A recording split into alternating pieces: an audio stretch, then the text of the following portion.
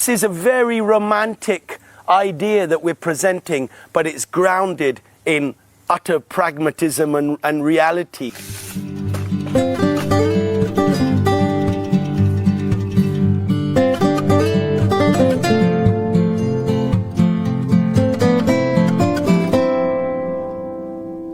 The key to this system for a local farmer, after the technical, implementation, is community. Because without community, you can't share the gifts of Mother Nature. Shops don't want banana stem and banana flower and chicken spinach. Shops want beetroots and potatoes and carrots. So it's really about having a community of 20, 30 people for an acre farm, and they say, give me the nutrition of Mother Nature. Let my children grow up